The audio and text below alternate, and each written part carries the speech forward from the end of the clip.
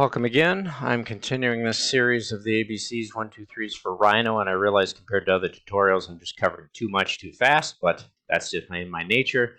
I want to build these scripts to get everything up and running and see how far I can understand what's going on. For meshes, I definitely brought in a skeleton mesh, and in doing so, I have a head on him that I like to use as well. So uh, you'll see how this ends up happening. So it's like the skeleton. Sometimes I just use a skull.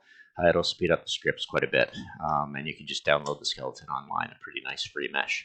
All right, so if we take a look at our first initial stuff that we've done, it's not too much, but it gets up and running. And you'll see I have some points dependency. Constructing a mesh is number one thing you want to do. And you can construct a mesh, which because we have some big items here, it's going to be a little bit of trouble. I think I'll take this one also. Actually, I think I'll take all these and hide them, and that way you can see the single mesh. It's gonna be a little hard to navigate because I have so much geometry in the script. Vertices basically inputted.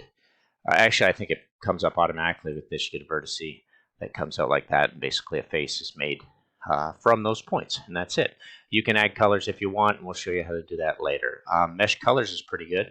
I actually grabbed a mesh, which is the skull, which is up here. Not sure why I have things positioned all over the place.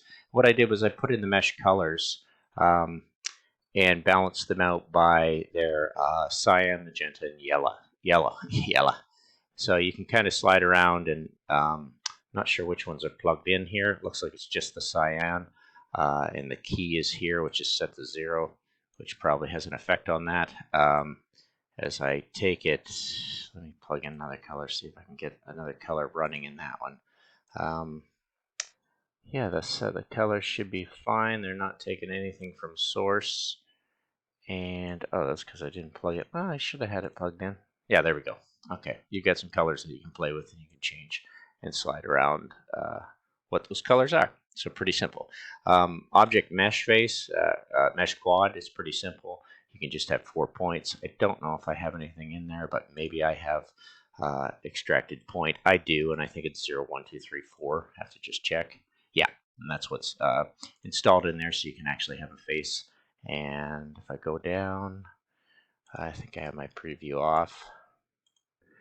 Well, I definitely have to get all 4 faces up. I'm dealing actually with the mesh face. Okay, and a mesh quad. Mesh spray is kind of interesting. Here, you can actually have an effect of colors on here as you change them around. And I think if I just move this one back up, you get these kind of different colors from the points that I've actually brought in. So if I extracted the points from here, you're going to see these points are all around the skull, and the skull itself is being affected by the different colors that come in from different angles. As many points or as many colors as you have to put in. So at this point, if I start playing with some of these colors, we'll see if we can have an effect on it. There we go. They're basically the proximity of those points having an effect. And it's not that intriguing to look at, but it basically works that way. Let's bring this count down a lot. There we go. So you start to have this different kind of spray mesh. And I think meshes are better than surfaces in a sense when you're trying to make visualization tools. I don't use them a lot, so this is all pretty new to me. So I'm going to try and run through these in as little amount of videos as possible. A mesh triangle just made from 3 points. You'd have to extract them all. And I'm pretty sure it's a point.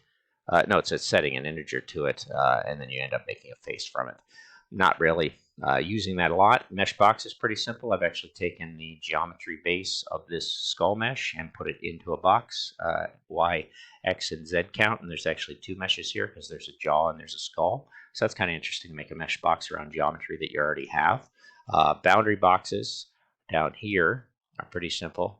A boundary mesh, mesh planes, definitely going to build that. A mesh sphere will build that, and you have control over the U and V. And a mesh sphere extended will make 4. It's hard to see the lines on here, but you're actually making like a soccer ball for 6 sides to that, like a cube that's been blown out. Anyhow, I'll just keep moving. This script, I like to grab a geometry, so it's the skull.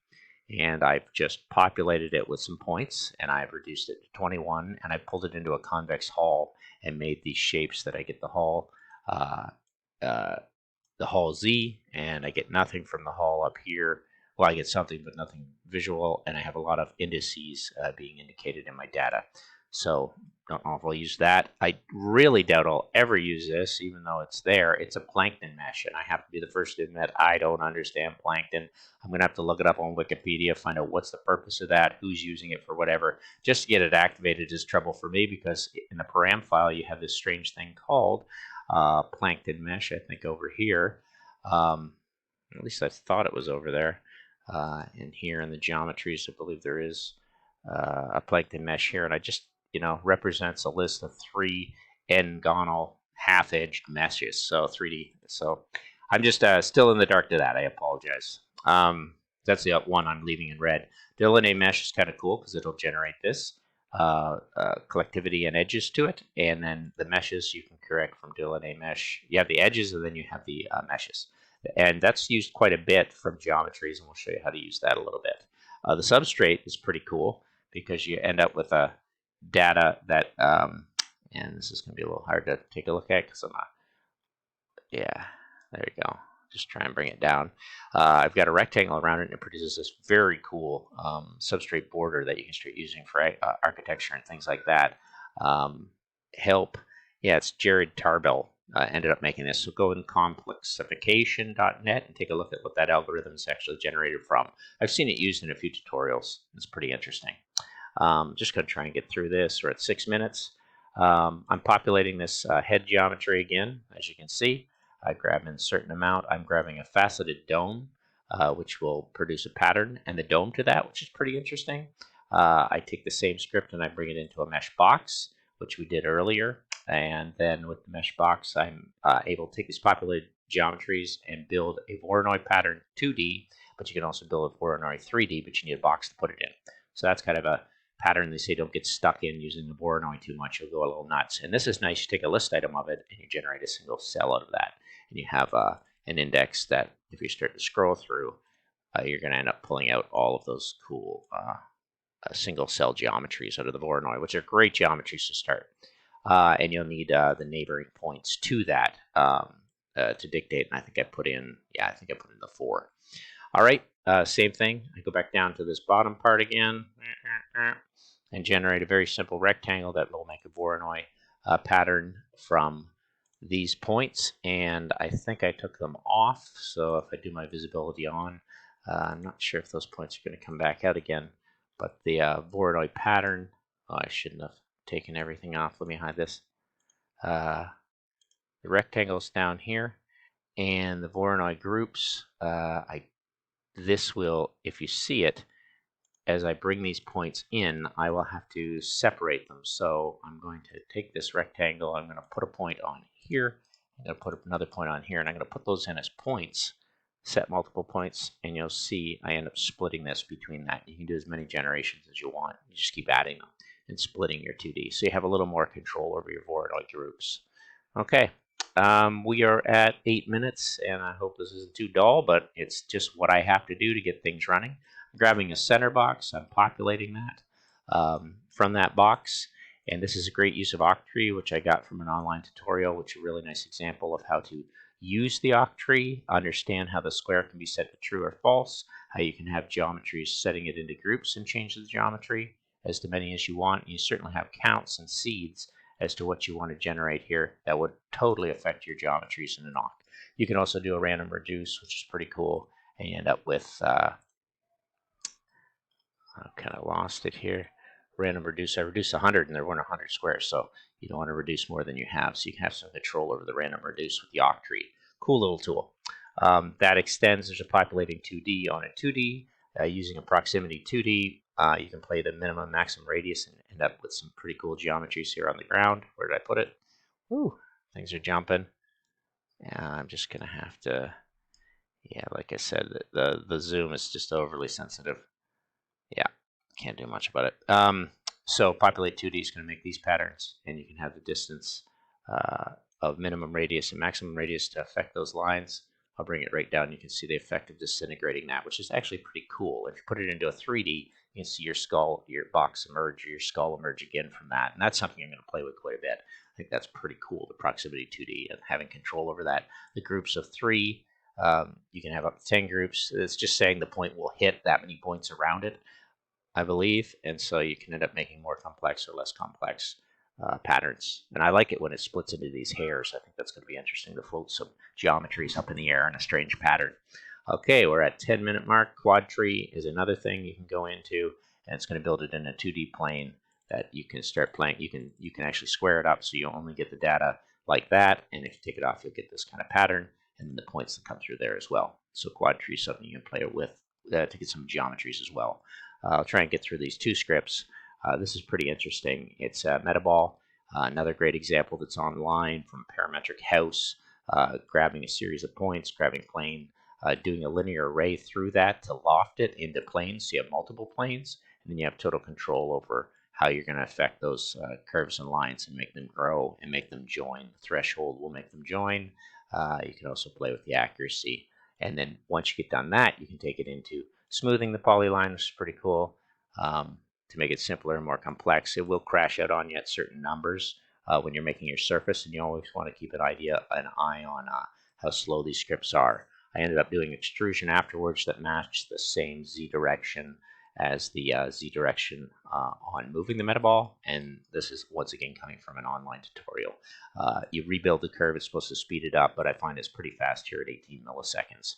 So Metaball Custom T is the one being used. He's not actually using the Metaball or the Metaball T. You get more control when you go into using the third version of that.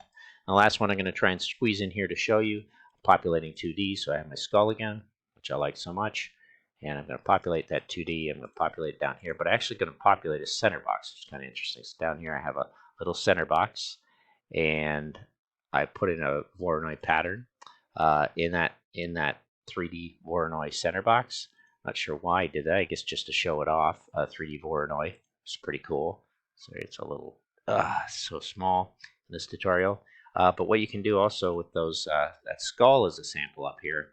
As you go in, you'll see the effects of taking it into making a convex hull, making it 3D delineating, edges, making the 3D delineating cells, and then you had that 3D Voronoi. Convex points come out of it, which I grabbed from here. The population, it basically takes those points and makes convex hull points.